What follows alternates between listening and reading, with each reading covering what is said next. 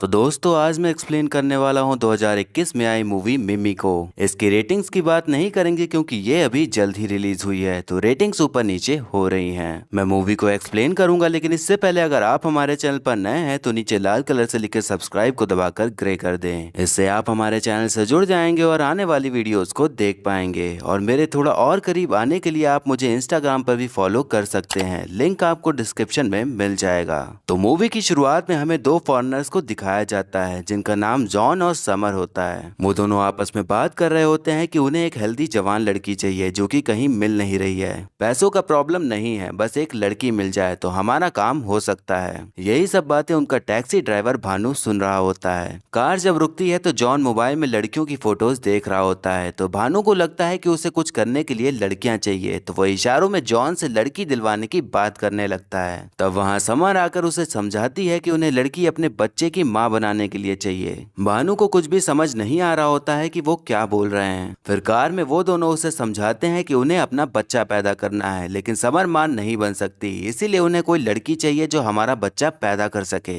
इस प्रोसेस को हम सरोगेसी कहते हैं। भानु को अब पूरी बात समझ में आ जाती है। वो कहता है कि मेरी भी एक बीवी है, लेकिन 12 साल से हमारे बच्चे नहीं हो रहे हैं, तो हम लोग भी यही करवा लेंगे। वो दोनों कहते हैं कि ये प्रोसेस सस्ता नहीं होता, इसमें लाखों पैसे लग जाते हैं। इस बात पर भानु कहता है कि हम तो गरीब लोग हैं, ऐसे ही मेहनत करके बच्चा कर लेंगे। वो कहता है कि मैं कोई लड़की दिलवा दूंगा जो आपका बच्चा पैदा कर सके, लेकिन उसके लिए आपको मुझे कुछ पैसे तो देने ही पड़ेंगे, क्योंकि पैसे के बिना इस गरीब का कहाँ भला होगा। अब वो उन दोनों को एक औरत के पास लेकर जाता है और उन्हें बताता है कि इन्होंने 14 बच्चे किए हैं, तो आपके भी कर ही देंगी। समर उसे समझाती है कि ये औरत बहुत बूढ़ी है, ये नहीं चलेगी, हमें एक हेल्दी लड़की चाहिए, क्योंकि बच्चे को पैदा होने के लिए एक हेल्दी शरीर चाहिए होता है। भानु को अब पूरी बात समझ में आ जाती है और वो उनसे कहता है कि अब वो चुस्त फुरुस्त हेल्दी लड़की ढूंढकर उन्हें देगा।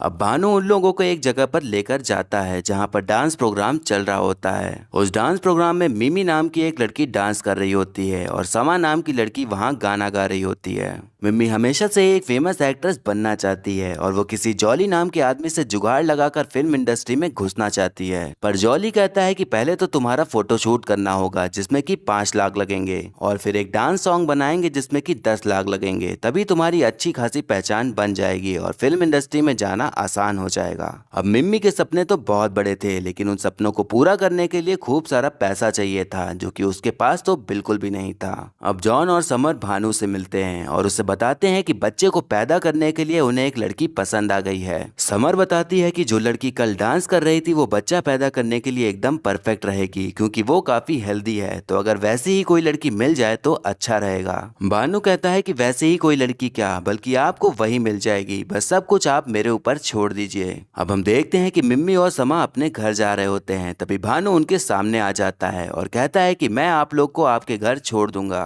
अब रात हो जाने पर उन लोगों को कोई भी ऑटो नहीं मिल रहा था, इसीलिए वो दोनों उसकी टैक्सी से जाने के लिए मान जाते हैं। अब भानु को मिम्मी को मनाना था, तो वो गाड़ी में माँ से रिलेटेड गाने चलाने लग जाता है। वो कहता है कि माँ और बच्चे का रिश्ता दुनिया में सबसे बड़ा होता है, अगर मेरे बस में होता तो मैं भी बच्चा कर लेता। अब मिम्मी का घर आ जाता है तो वो गाड़ी से उतरकर जाने लगती है, तभी भानु उसे कुछ कहने के लिए उसको रोकता है। वो हिचकिचाते हुए कहता है कि जो फॉरेनर्स आए हुए हैं उन्हें आप पसंद आ गई हैं, तो वो चाहते हैं कि उनका बच्चा आप पैदा करें। अब ये बात सुनते ही मिम्मी भानु के गाल पर जोर का तमाचा जड़ देती है। अब अगले दिन हमें मिम्मी के माँ बाप को दिखाया जाता है। पिताजी संगीतकार होते हैं और बच्चों को संगीत सिखाते हैं, और मम्मी घर के कामों को संभालती हैं। मम्मी पापा मिम्मी के फ्यूचर को लेकर काफी परेशान रहते हैं कि वो ना जाने आगे क्या करेगी, लेकिन मिम्मी को पता था कि उसे एक फेमस हीरोइन ही बनना है। अब मिम्मी मंदिर जाकर भगवान से एक्ट्रेस बनने की मन्नत मांग रही होती है, तो वहाँ पर भी भानु उसके पीछे पीछे आ जाता है। वो मिम्मी से कहता है कि वो बस उसकी एक बार बात सुन ले, उसके बाद उसे जो करना है कर सकती है।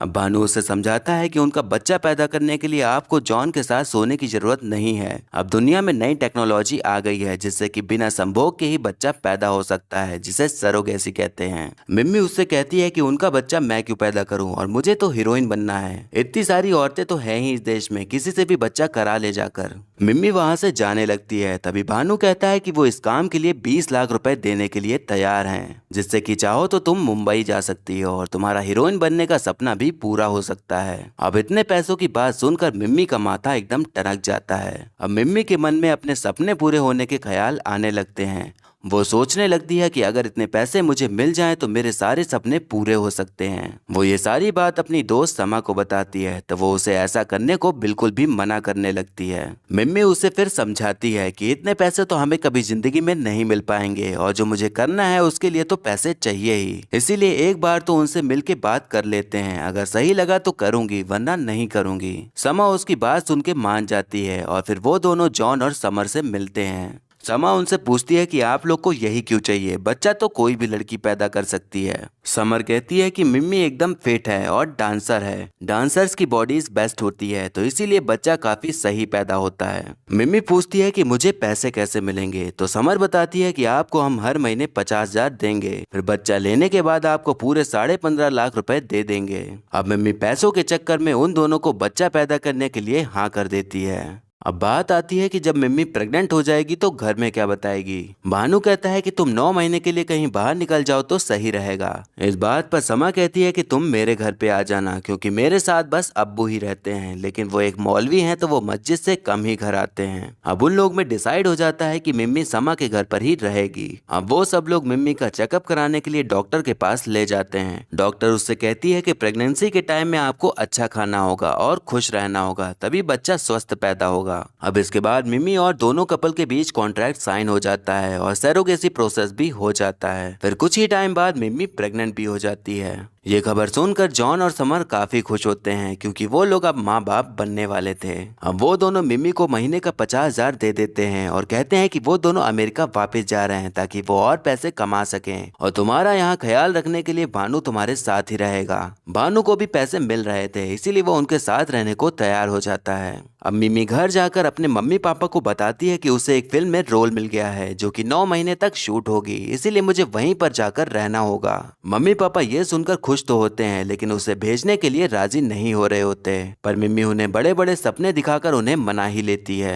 अब हम देखते हैं कि मिम्मी बुर्का ओढ़कर और भानु मुसलमान आदमी का गेटअप लेकर समा के साथ उसके घर रहने जा रहे होते हैं। वहाँ पर एक आदमी समा को टोक देता है और उनसे पूछता है कि ये दोनों कौन है। समा कहती है कि इसका नाम चांद है, ये मेरी खाला की भतीजी है और ये उनके शौहर नवाजुद्दीन है। अब डॉक्टर ने मिम्मी को वॉक पर जाने के लिए बोला था तो सुबह होते ही समा और मिम्मी वॉक पर चले जाते हैं। तभी घर में समा के अब्बू आ जाते हैं तो उनका सामना भानु से होता है। अब्बू उससे पूछता है कि तुम कौन हो, तो वो अपना नाम नवाजुद्दीन बताता है। फिर वो पूछते हैं कि समा कहाँ है, तो वो बताता है कि मेरी बीवी प्रेग्नेंट है इसीलिए वो उसके साथ वॉक पर गई है। अब इन दोनों के बीच थोड़ी बहुत बातचीत होती है जिसमें कि भानु को हर तरह के झूठ बोलने पड़ जाते हैं। अब समय धीरे धीरे गुजर रहा होता है, वहीं मिम्मी के पेट के अंदर पल रहा बच्चा बड़ा होने लगता है और उसका पेट निकल आता है। समा और भानु मिम्मी का अच्छे से ख्याल रख रहे होते हैं, खूब खिला पिला रहे होते हैं और मिम्मी के सारे मूड स्विंग्स को भी सह रहे होते हैं। ऐसे ही करते करते काफी महीने बीत जाते हैं। फिर वो दोनों मिम्मी को डॉक्टर के पास चेकअप कराने के लिए ले जाते हैं, जहाँ उनसे दोबारा जॉन और समर मिलते हैं। अब डॉक्टर जॉन और समर को बताती है कि हमने मिम्मी का चेकअप किया था तो पता चला कि जो बच्चा उसके पेट में पल रहा है वो मेंटली डिसेबल्ड है। ऐसा कई बार हो जाता है कि बच्चे पूरी तरह से स्वस्थ पैदा नहीं हो पाते। अब ये खबर सुनकर जॉन और समर काफी ज्यादा दुखी हो जाते हैं क्योंकि उन्हें तो एक अच्छा खासा हेल्दी बच्चा चाहिए था, लेकिन अब उन्हें एक दिमागी रूप से कमजोर बच्चा मिल रहा था। अब वो दोनों भानु से मिलते हैं और कहते हैं कि उन्हें ये बच्चा अब नहीं चाहिए क्योंकि बच्चे में कुछ प्रॉब्लम है। भानु उन पर गुस्सा करने लगता है और कहता है कि मिम्मी वो बच्चा लेकर क्या करेगी, आपका बच्चा है तो आप ही लेकर जाइए। समर कहती है कि हम एक डिसेबल्ड बेबी को नहीं पाल सकते तो मिम्मी से कह दो कि वो बच्चा गिरा दे। अब भानु मिम्मी के पास आता है और मिम्मी को डर डर के बताता है कि उन दोनों ने बच्चे को लेने से मना कर दिया है क्योंकि बच्चे में कुछ प्रॉब्लम है और बच्चे को गिरा देने को कहा है। अब ये बात सुनकर मिम्मी की हालत खराब हो जाती है क्योंकि वो ये सब तो उन्हीं के लिए कर रही थी और अब वही दोनों अपने कदम पीछे ले रहे थे। अब वो उसी हालत में उनसे मिलने के लिए उनके होटल की तरफ भागती है। तब वहाँ सारे लोग देख लेते हैं कि ये तो मिम्मी है जो कि प्रेग्नेंट है। वो भागकर उनके होटल जाती है तो पता चलता है कि वो लोग वहाँ से निकल चुके हैं। अब मिम्मी एकदम परेशान और हताश हो जाती है और वहीं बैठकर खूब रोने लग जाती है। अब सीन फिर उसके घर का आता है जहां सबको पता चल गया था कि वो प्रेग्नेंट है, लेकिन किसी को पूरी जानकारी नहीं थी कि वो कैसे और क्यों प्रेग्नेंट है। मम्मी पापा को यही लग रहा होता है कि उसने किसी के साथ किया है तभी वो प्रेग्नेंट हुई है, तो वो लोग उसका नाम पूछ रहे होते हैं। अब मम्मी को समझ नहीं आ रहा होता है कि वो क्या करे, तो वो भानु के ऊपर ही पूरा इल्जाम लगा देती है कि यही इस बच्चे का बाप है। अब माँ बाप भानु को ही खरी खोटी सुनाने लग जाते हैं। तब दादी कहती हैं कि अब जो हो गया सो हो गया, लेकिन जो होने वाला है अब उस पर ध्यान देना चाहिए। मिम्मी को बच्चा होने वाला है तो इस टाइम पर उसका ख्याल रखा जाए वही सही है। अब भानु मिम्मी के पास जाता है और उससे कहता है कि आपने मुझे क्यों फंसा दिया, मेरी तो ऑलरेडी दिल्ली में बीवी रहती है। मिम्मी अब उसके ऊपर ही गुस्सा करने लगती है कि मैंने तुम्हें नहीं, तुमने मुझे फंसाया है। काश मैंने पैसों के चक्कर में कुछ किया ही ना होता और तुम्हारी बातों में आई ना होती तो आज ये सब कुछ भी नहीं होता। अब मिम्मी की लाइफ एकदम खत्म सी हो गई थी। उसके जो भी सपने थे सब टूट गए थे। वो अब अपना बच्चा गिरा भी नहीं सकती थी क्योंकि अब मम्मी पापा ने उसे अपना लिया था। तो अगर वो ऐसा करती तो उसके ऊपर और भी सवाल उठते। एक दिन मिम्मी भानु से पूछती है कि अगर तुम तभी भाग जाते तो मैं तुम्हारे पीछे तो वैसे भी नहीं आने वाली थी, और अगर आ भी जाती तो तुम साफ इनकार कर सकते थे कि बच्चा तुम्हारा नहीं है, तो फिर अब तुम मेरे साथ क्यों हो और मेरी मदद क्यों कर रहे हो। इस बात पर भानु कहता है कि मैं एक ड्राइवर हूँ और जब तक अपने पैसेंजर को मंजिल तक पहुँचा ना दूं तब तक मैं साथ नहीं छोड़ता। भले ही रास्ते खराब होते हैं लेकिन इसका मतलब ये तो नहीं कि अपनों का साथ छोड़ दिया जाए। अब उसी रात मिम्मी को लेबर पेन स्टार्ट हो जाता है तो मम्मी पापा उसे लोकल हॉस्पिटल लेकर जाते हैं। अब वहां पर उसकी डिलीवरी होना शुरू हो जाती है जिसमें कि मिम्मी को भयंकर तरीके से दर्द हो रहा होता है। काफी मशक्कत के बाद आखिरकार बच्चा पैदा हो ही जाता है। डॉक्टर जब बाहर आती है तो समा उससे पूछती है कि बच्चे को कोई प्रॉब्लम तो नहीं, तो डॉक्टर बताती है कि नहीं, उसे कोई प्रॉब्लम नहीं है, बच्चा एकदम हेल्दी पैदा हुआ है। वो कहती है कि अक्सर रिपोर्ट्स गलत निकल जाती हैं तो ऐसा हो जाता है, लेकिन बच्चा अभी बिल्कुल स्वस्थ है। अब बच्चे के इस दुनिया में आ जाने पर सभी लोग काफी खुश होते हैं, लेकिन सभी लोग बहुत हैरान भी होते हैं क्योंकि बच्चा एकदम गोरा चिट्टा पैदा हुआ था, क्योंकि असलियत में तो वो बच्चा भानु का नहीं जॉन का था। अब पूरे शहर में खबर फैल जाती है कि एक लड़की को एकदम गोरा बच्चा हुआ है, तो सभी लोग उस बच्चे को देखने के लिए उनके घर के सामने भीड़ लगा देते हैं। समा मिम्मी से पूछती है कि बच्चे को पैदा करने के बाद कैसा लग रहा है, तब मिम्मी कहती है कि बहुत अलग सा फील हो रहा है, कभी सोचा नहीं था कि ऐसा होगा। इस बात पर समा कहती है कि हम जो सोचते हैं वो जिंदगी नहीं होती, बल्कि हमारे साथ जो होता है वो जिंदगी होती है, इसीलिए जो हो रहा है उसके साथ तुम्हें आगे बढ़ना चाहिए। भानु से सभी लोग पूछने आने लगते हैं कि उसने इतना गोरा बच्चा कैसे पैदा कर लिया, तो वो उन सबको उल्टी सीधी टिप्स बताने लग जाता है। अब भानु के पास उसकी बीवी का कॉल आ जाता है और वो उससे शिकायत करने लगती है कि वो कितने महीनों से घर नहीं आया है। भानु की माँ भी होती है जो उससे घर पर बुला रही होती है, लेकिन भानु किसी तरह का बहाना मार के बाद में आने को कह देता है। उसकी बीवी समझ जाती है कि भानु के साथ कुछ तो गड़बड़ चल रहा है। अब हम देखते हैं कि भानु की बीवी और उसकी माँ उसी शहर आ जाते हैं जहाँ भानु था और लोगों से उसका पता पूछने लग जाते हैं। एक लड़का बताता है कि ये आदमी तो बहुत फेमस है, ये मिम्मी का पति है और इसने बहुत गोरा बच्चा पैदा किया है। उसकी बीवी ये बात सुनते ही उसके गाल पर जोर का तमाचा जड़ देती है।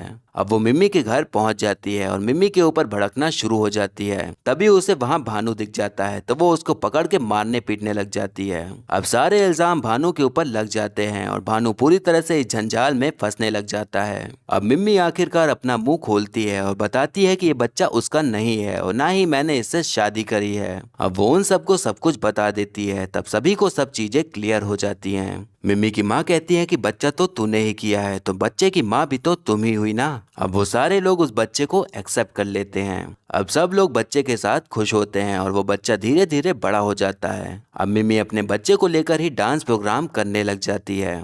अब एक दिन हम देखते हैं कि जॉन और समर वापस आ जाते हैं। मिम्मी उनको देखकर बहुत गुस्सा होती है और उनको उस टाइम अचानक से भाग जाने के लिए खूब सुनाती है। समर कहती है कि उसके बाद से हम लोग काफी डिस्टर्ब हो गए थे और तब से हमने फिर दोबारा बच्चा करने का नहीं सोचा। फिर एक दिन फेसबुक पर एक वीडियो देखी जिसमें कि तुम एक गोरे बच्चे के साथ डांस कर रही थी, तब हमें समझ आया कि वो बच्चा हमारा है। मिम्मी उससे कहती है कि वो बच्चा तुम्हारा नहीं मेरा है और अब 4 साल बाद मैं तुम्हें अपना बच्चा वापस तो नहीं देने वाली, इसीलिए चुपचाप यहाँ से निकल जाओ। अब अगले दिन भानु मिमी से कहता है कि उन लोग की हिम्मत कैसे हुई अब आकर बच्चा मांगने की है। राज हम सबका दुलारा है और हम सब ने उसको प्यार दिया है, ऐसे ही उनको वापस नहीं देंगे। वो ये सब बातें कर ही रहे होते हैं तभी वो दोनों फिर से वहाँ आ जाते हैं। समर कहती है कि वो राज के लिए खिलौने लाई है, लेकिन मिमी उन्हें वहाँ से चले जाने को कहती है, पर तभी वहाँ बच्चा आ जाता है। समर जो खिलौने लेकर आई हुई थी राज उनके साथ खेलने लग जाता है। जॉन बोलता है कि जब हम लोग यहाँ से चले गए थे तो समर काफी डिप्रेस्ड हो गई थी, उसने तो एक बार सुसाइड करने का भी ट्राई किया था और अब 4 साल बाद मैंने उसे इतना खुश देखा है तो अब ये खुशी तो मैं उसके फेस से नहीं जाने दूंगा। इसीलिए मैं चाहता हूँ कि बच्चे को मुझे दे दो, नहीं तो फिर मुझे लीगली कोर्ट जाकर बच्चे को लेना पड़ेगा।